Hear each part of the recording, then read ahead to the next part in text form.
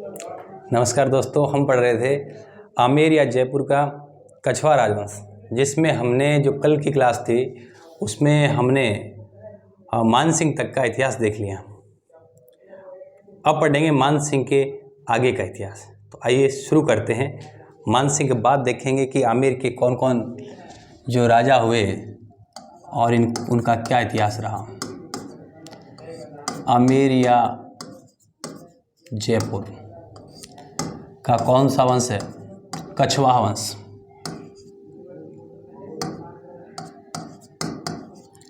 आमेर या जयपुर का कछवाहा राजवंश। ठीक, देखो बहुत इजी, बहुत सिंपल। हमने अभी तक जो शासक पढ़े हैं मैं एक बार रिवीजन करवा देता हूँ। धुले राय या तेजकर्ण दोसा को राजधानी बनाया 1137 में। उसका लड़का कोकिलदेव 1207 में आमेर को राजधानी बनाया।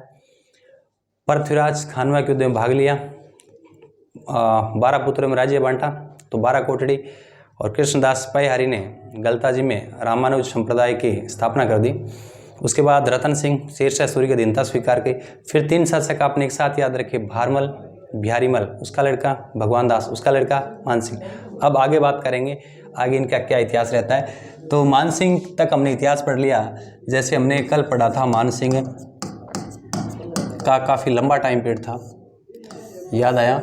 मानसिंह का टाइम पीरियड था ये 1589 में गद्दी पर बैठे थे और जैसा कि आपने देखा 1614 में एलिचपुर महाराष्ट्र में इनकी मृत्यु होती है। ठीक, इनके बाद नेक्स्ट शासक है भाव सिंह। कौन है? भाव सिंह। तो देखिए भाव सिंह के टाइम पीरियड जो पहले देख लीजिए, 1614 में गद्दी पर बैठते हैं और 21 में इनकी क्या हो जाती है? मृत्यु हो जाती है। क्योंकि भाव सिंह के काल में कोई उल्लेखनीय काम नहीं हुआ, इसलिए कोई सवाल भी नहीं बनता। लेकिन तो सर फिर आपने लिखा क्यों? लिखा इसलिए कि कई बार कालक्रम पूछ लेते हैं, हिस्ट्री के अंदर ये सवाल आते हैं, कालक्रम वाले सवाल आते हैं। तो ये कालक्रम वाले सवाल पूछ लेते हैं RSP वगैरह में। भाव सिंह के बाद नेक्स्ट है मिर्जा राजा जय सिंह।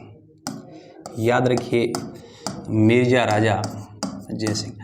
मिर्जा राजा जय सिंह की बात करें तो इनका टाइम पीरियड पहले समझ लीजिए। इनका टाइम पीरियड हो जाएगा 1621 से हो जाएगा, 1621 से लेकर 67 तक। देखिए इनका जब टाइम पीरियड देखोगे कि लगभग इनका टाइम पीरियड कितने? 46 वर्ष। क्योंकि 21 में गद्दी पर बैठे थे, 67 तक शासन किया, 46 वर्ष ये इनका शासन काल रहा। तो ध्यान से सुनना, आपसे पूछ ले कि सर्वाधिक जो शासन काल रहा या सबसे ज़्यादा लंबे समय तक शासन किसने किया आमेर की गद्दी पर या जयपुर के इतिहास में जब हम पढ़ते हैं तो याद रखना मिर्जा राजा जय सिंह। तो सर वो 52 साल था ना? अरे भाई वो 52 साल तो मुगलों के दरबार में सेवा की थी, वो तो गद्दी पर तो नवासी में बैठा था, तो खुद का टाइम पीरियड तो कम है। लेकिन मुगल दरबार में वो मानसिंह 62 साल की अवस्था में चला गया, इसलिए पूछ ले सर्वाधिक जो है मुगलों की सेवा की वो तो 52 साल हो जाएगा मानसिंह। लेकिन आपसे पूछ ले कि व्यक्तिगत रूप से जिन्होंने शासन किया सबसे लंबे टाइम तक, तो 46 साल तक इनका शासन रहा मिर्जा राजा जय सिंह। तो मैं लिख देता हूं, उन्होंने सर्वाधिक समय, कितने समय सर?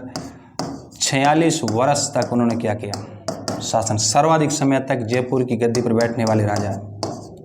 ठीक, तो फिर और क्या याद रख सकते हैं मिर्जा राजा जय सिंह के बारे में? 2-4 बातें और याद रख लीजिए। देखिए आमेर या जयपुर में कौन है? मिर्जा राजा जय सिंह। मिर्जा राजा जय सिंह। तो मिर्जा राजा जय सिंह जब यहाँ गद्दी पर बैठा, इसको जय सिंह फर्स्ट बोलते हैं। उस टाइम दिल्ली या आगरा की बात कर लें, एक ही बात है मुगल बादशाह की। तो मुगल बादशाह कौन है?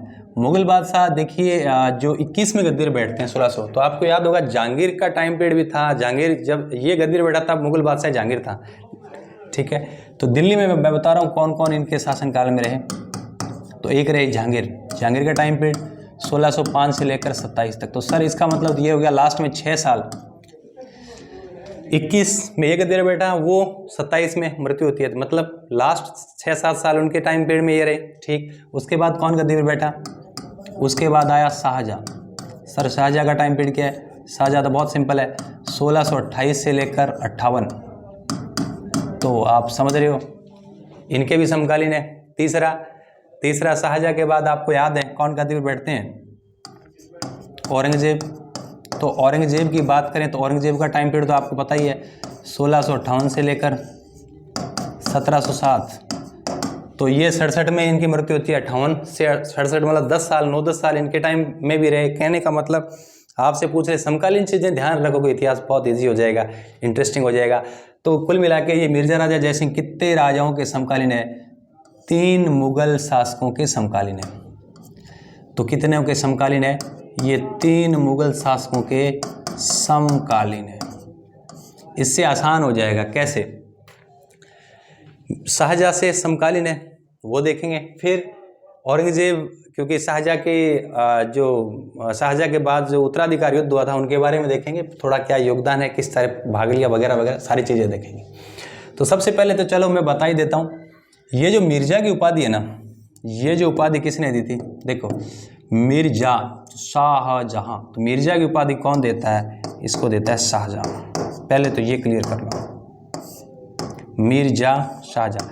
तो मिर्जा की उपाधि इनको कौन देता है? ये शाहजहाँ देता है। ठीक है। अब आगे देखो, आपको याद होगा जब 21 में गद्दी बैठा तब यहाँ कौन है? तब यहाँ है जहांगीर। जहांगीर के टाइम में दक्कन में ये अभियान भेजते थे जहांगीर। आपको याद होगा अहमदनगर का मलिक अंबर है, उनसे इनका झगड़ा चलता था। जैसे ही गद्दी बैठा 2 साल बाद, देखो 21 में गद्दी बैठने के बाद 2 साल बाद 2123 के अंदर अहमदनगर अभियान किया, तब इनको भेजा गया। मैं लिख रहा हूँ 1523, सॉरी हाँ ठीक है 1623। गद्दी बैठने के 2 साल बाद उन्होंने अहमदनगर अभियान किया। अहमदनगर अभियान किया, और अहमदनगर में उस समय वहाँ का राजा कौन था? मलिक अंबर। तो आप यूँ कहो कि अहमदनगर के मलिक अंबर के विरुद्ध उन्होंने 1623 में अभियान किया। ये बात आपको याद रखनी है। चलो आगे देखते हैं, थोड़ा सा समझ लो आप। देखो क्योंकि शाहजहाँ ने उनको उपाधि भी दी मिर्जा की, ये तो एक क्लियर हो जाएगा। एक जहांगीर के टाइम में उन्होंने 1623 में उन्होंने कहा अहमदनगर ये क्या करते हैं? अभियान करते हैं। ठीक, आगे देखो क्या होता है, आगे देखते हैं। देखो हमने देखा कि मिर्जा राजा जयसिंह, इसको जयसिंह फर्स्ट भी कहते हैं। इनका टाइम पीरियड वापस लिख रहा हूँ, 1621 से लेकर 67 तक।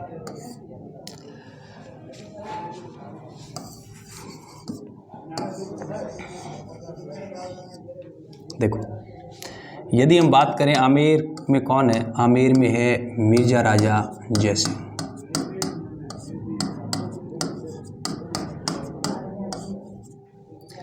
दिल्ली में जहांगीर को हमने पढ़ा।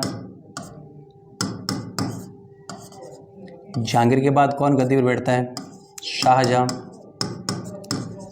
शाहजहाँ के बाद कौन गद्दी पर बैठते हैं? औरंगजेब।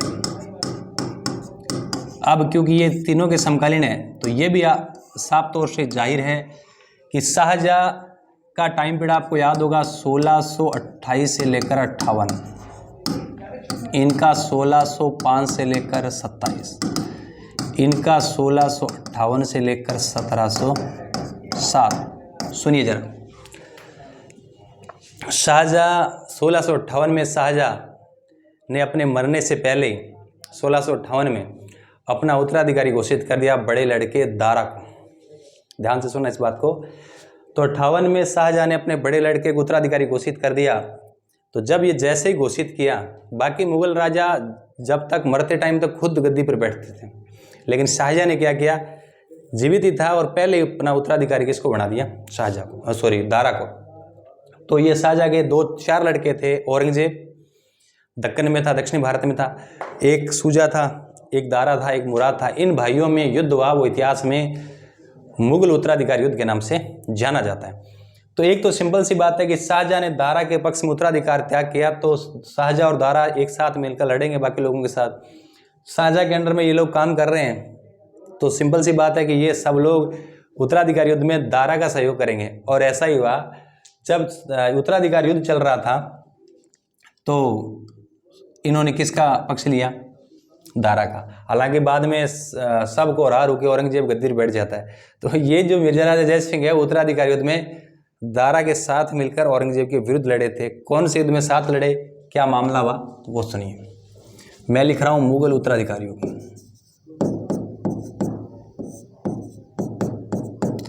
मुगल उत्तराधिकार युद्ध,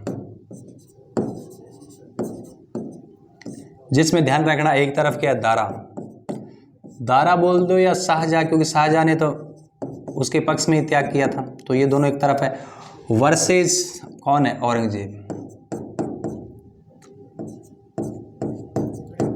ठीक है, देखो क्या हुआ, एक युद्ध हुआ दारा औरंगजेब के बीच, जो युद्ध है धर्मत का युद्ध।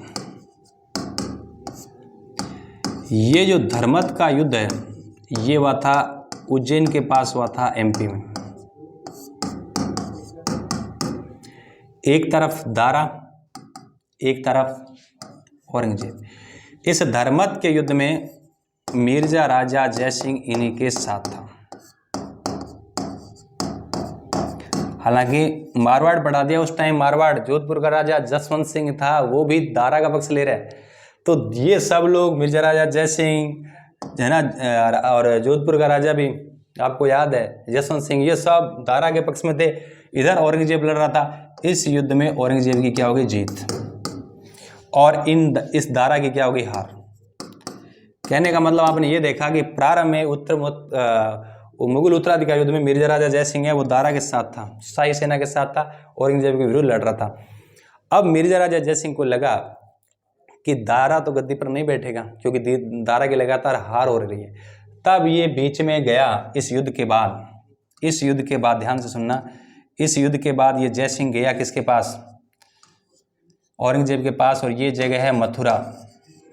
मथुरा में जाके औरंगजेब से मिला,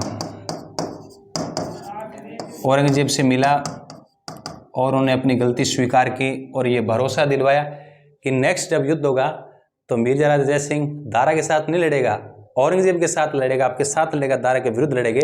उसके बाद एक युद्ध हुआ, जो युद्ध कहलाता है देवराई का युद्ध, वो फाइनल युद्ध था, देवराई का युद्ध हुआ। इस युद्ध में कहते हैं कि एक तरफ है दारा, देवराई के युद्ध में एक तरफ दारा वर्सेस, इस तरफ कौन है, इस तरफ औरंगजेब, औरंगजेब प्लस अब मिर्जा राजा, जो फाइनल युद्ध था वो मिर्जा राजा जयसिंह। तो मिर्जा राजा जयसिंह इस युद्ध में कहते हैं औरंगजेब के साथ हरावल पक्ष में था। हरावल पक्ष समझ रहे हो, हरावल पक्ष या हरावल भाग, मतलब वो सेना का आगे वाला जो भाग होता है ना, उसको क्या बोलते हैं, हरावल पक्ष। तो फाइनल युद्ध हुआ देवराई का युद्ध, जिसमें एक तरफ दारा था, एक तरफ औरंगजेब। इस बार मिर्जा राजा जयसिंह जी फाइनल युद्ध में औरंगजेब के साथ था, हरावल भाग में था, और इस युद्ध में औरंगजेब की जीत हुई। और लास्ट युद्ध इसके बाद होने के बाद ही औरंगजेब भारत का क्या बना, भारत का क्या बन गया, राजा, भारत का क्या बन गया, बादशाह। तो इस तरीके से स्टार्टिंग में थोड़ा मिर्जा राजा जयसिंह के बारे में थोड़ी थोड़ी बातें आप लोगों को याद रखना है। और दारा की हार हो गई, और दारा की हार होने के बाद इसको, दारा को क्या दे दिया गया, मृत्यु दंड दे दिया गया। तो इस तरीके से मुगल उत्तराधिकार में पहले दारा के पक्ष में था, धर्मत के युद्ध में दारा के पक्ष में था, बाद में मथुरा में मिला औरंगजेब से और विश्वास दिलाया कि मैं आपके साथ हूं, और फाइनली जब देवराई का युद्ध हुआ, इस युद्ध में दारा के विरुद्ध लड़ा, मिर्जा राजा जयसिंह औरंगजेब के साथ लड़ा, सेना के अग्रिम भाग में था और युद्ध जीत लिया। तो कुल मिला के ये स्टार्टिंग की स्टोरी रही। कुल मिला के बाद में ये इसका विश्वसनीय भी बन जाता है। तो नेक्स्ट देखते हैं कि और इनके बारे में क्या मामला है। तो मैं लिख रहा हूँ मिर्जा राजा जयसिंह, इसे जयसिंह फर्स्ट भी कहते हैं, इसलिए ध्यान से सुनना। टाइम पीरियड फिर लिख रहा हूँ 1621 से लेकर 67, 46 साल तक क्या किया, शासन किया। देखो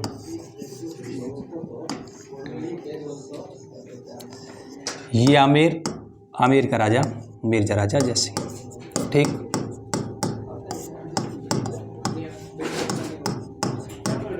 अब औरंगजेब का विश्वसनीय बन गया बाद में। इधर कौन है, आगरा और दिल्ली की गद्दी पर कौन बैठा है, औरंगजेब। आपको पता है औरंगजेब मराठा, इधर क्या है, मराठा, मराठा बोले तो उस टाइम कौन थे, शिवाजी। शिवाजी का लगातार जो है साम्राज्य बढ़ रहा था, मुगलों को कड़ी टक्कर दे रहे थे दक्कन में ना, तब क्या हुआ, क्योंकि औरंगजेब राजा बनने से पहले दक्कन में रहते, दक्षिणी भारत में रहते, और राजा बनने के बाद भी ये काफ़ी समय तक दक्कन में रहे, दक्षिणी भारत में रहे, लेकिन बीच बीच में जब ये आगरा दिल्ली आए तो उन्होंने मराठों को कंट्रोल करने के लिए, ठीक उस समय शिवाजी हुआ करते थे, शिवाजी को कंट्रोल करने के लिए उन्होंने मिर्जा राजा जयसिंह को भेजा। तो कहते हैं कि मिर्जा राजा जयसिंह को कहाँ भेजा, शिवाजी को कंट्रोल करने के लिए, शिवाजी का दमन करने के लिए मिर्जा राजा जयसिंह को भेजा औरंगजेब ने। शिवाजी उस टाइम कहाँ थे, उस टाइम पुरंदर दुर्ग में थे। ठीक, कहते हैं कि मिर्जा जयसिंह ने शिवाजी को पुरंदर के किले में घेर लिया और औरंगजेब को मैसेज भिजवा दिया कि हमने शिवा को उस तरीके से घेर रखा है जैसे व्रत के केंद्र को व्रत की परिधि घेर के रखती है। ठीक है, शिवाजी मजबूर हो गए, मिर्जा राजा जयसिंह ने उनको घेर लिया पुरंदर के किले में। तो अब यहाँ मिर्जा राजा जयसिंह और इनके बीच में संधि होती है, इसलिए इतिहास में वो याद रखिए पुरंदर की संधि के नाम से, पुरंदर की संधि के नाम से जानी जाती है। और ये बात है जून 1665 की, ध्यान से सुनना इस बात को। एक तो पुरंदर की संधि याद रखिए, जून 1565 पुरंदर की संधि किस किस के बीच हुई, एक तरफ क्या है शिवाजी और एक तरफ कौन है, मिर्जा राजा जयसिंह। सुनना इस बात को ध्यान से।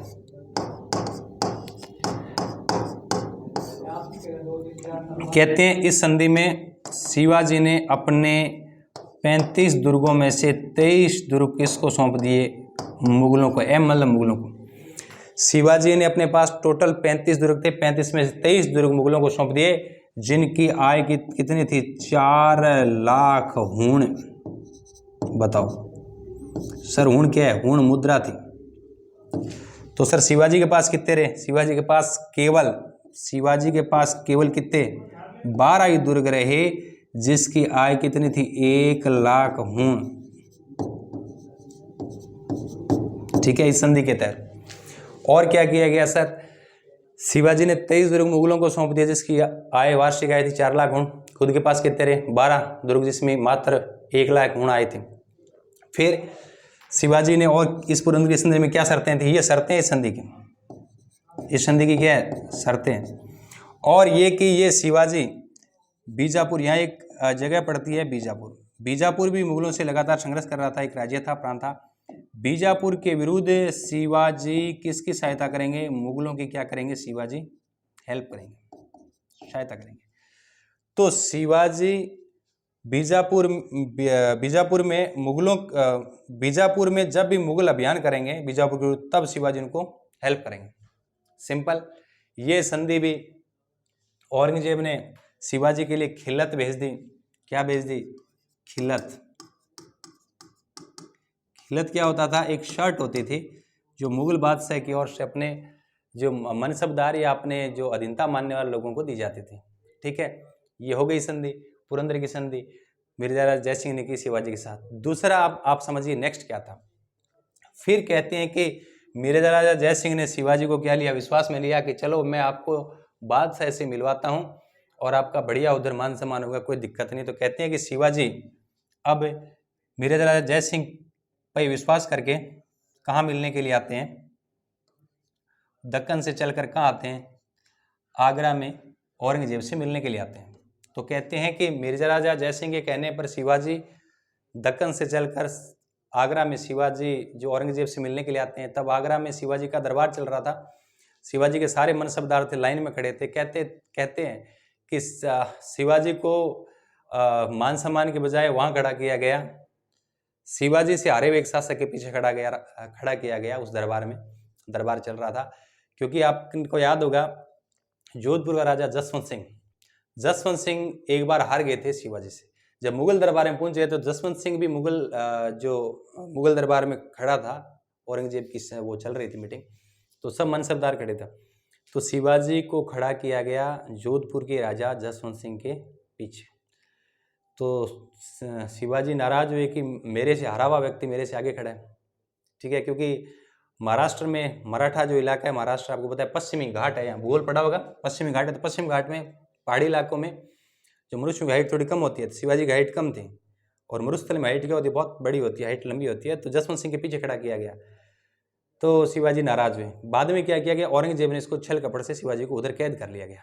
मान सम्मान ऐसा हुआ कि औरंगजेब ने क्या कर दिया, शिवाजी को कैद कर लिया। ध्यान से सुना इस बात को, शिवाजी को कैद कर लिया। और इधर आगरा में ही राम सिंह की हवेली में रखा गया, राम सिंह की हवेली में रखा गया।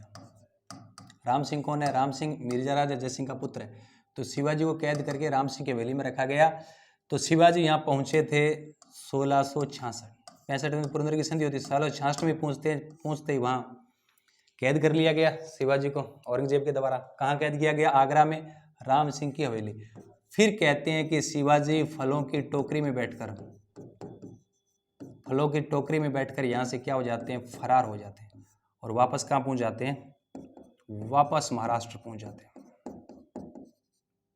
कब, 66 में, उसी साल।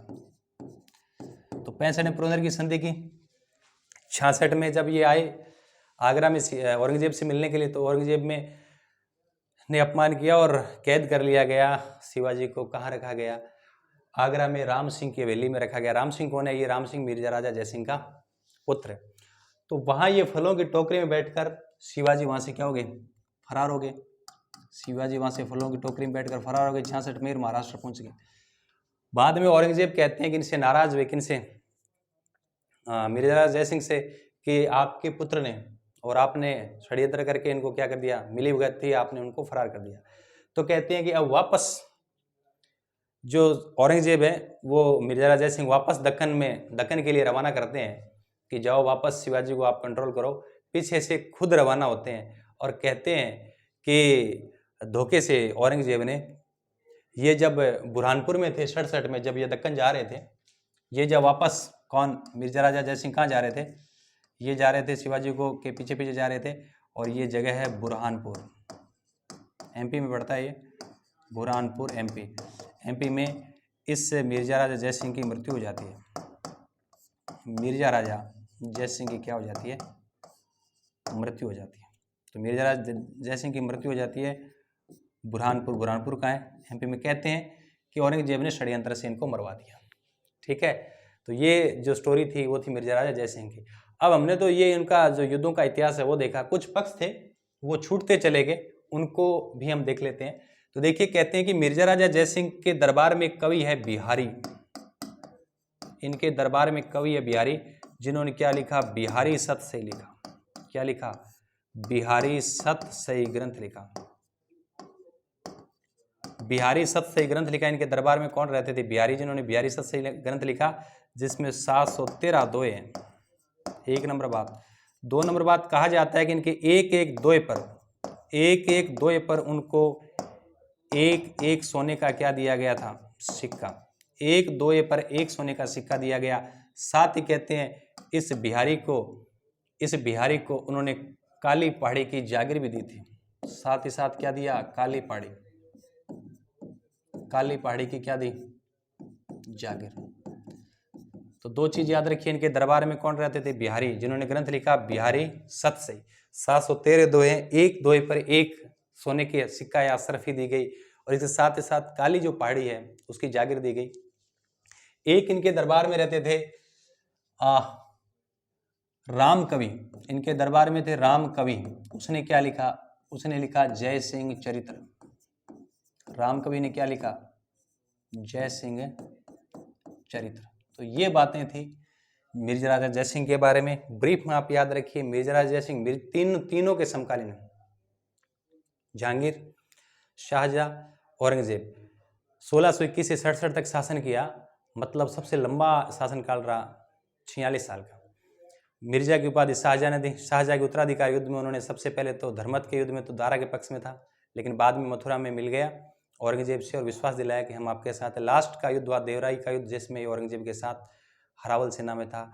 फिर 1665 में मिर्जा राजा जय सिंह को भेजा गया शिवाजी को कंट्रोल करने के लिए। तो शिवाजी को कंट्रोल किया पुरंदर के किले में। जून 1665 ने पुरंदर की संधि 23 दुर्ग मुगलों को सौंप दिए। 4 लाख उनकी वार्षिक आय थी, खुद के पास 12 दुर्ग बचे जिनकी आय केवल 1 लाख हुण थी, फिर लाया गया। और औरंगजेब ने सॉरी इसको खिल्लत भेज दी, ये संधि होगी, फिर लाया गया 66 में। मिर्ज़ा जय सिंह इनको लाया कहाँ, आगरा में, औरंगजेब से मिलवाने के लिए, या उनको कैद कर लिया गया राम सिंह की हवेली में। फिर ये 66 में फरार हो गए। बाद में औरंगजेब इनसे नाराज़ हो गए, मिर्ज़ा जय सिंह को वापस दक्कन में भेजा और बुरहानपुर पहुँचे ही थे 67 में, 1667 में कि इनकी मृत्यु हो जाती है। कहते हैं औरंगजेब ने षड्यंत्र करके इनको मरवा दिया। कोई बात नहीं। इनके दरबार में कौन रहते थे, बिहारी, जिन्होंने बिहारी सतसई ग्रंथ लिखा, जिसमें कितने दो है, 713। एक एक दोहे पर एक एक सोने की सिक्का दिया गया था। एक इनको पूरा जागीर दी गई थी, कौन सी, काली पहाड़ी की। एक और है राम कवि, इनके दरबार में ही है, उन्होंने क्या लिखा, जय सिंह चरित्र। तो ये जो है शासक जिनको हमने पढ़ा वो हो मिर्ज़ा जय सिंह। मिर्ज़ा जय सिंह की मृत्यु के बाद अब कौन गद्दी पर बैठेंगे, अब गद्दी पर बैठेंगे मिर्ज़ा जय सिंह के बाद राम सिंह, इनके पुत्र। अभी पढ़ा ना राम सिंह की हवेली है ना, आगरा में उनको रखा गया था। तो नेक्स्ट शासक होते हैं राम सिंह। राम सिंह का के बारे में कोई खास बात नहीं है।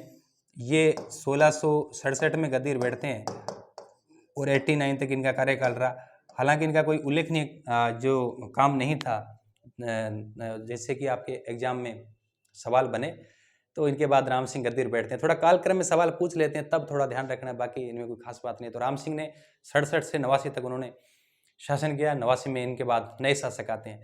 तो हमने आज देखा भाव सिंह, मान सिंह के बाद भाव सिंह, भाव सिंह के बाद मिर्ज़ा जय सिंह, मिर्ज़ा जय सिंह के बाद आपने देखा राम सिंह। तो आज के लिए इतना ही, मिलेंगे बहुत जल्द। नेक्स्ट क्लास में देखेंगे जयपुर में आगे कौन कौन शासक होते हैं और कैसे जयपुर का इतिहास है वो आगे बढ़ता है। Thank you.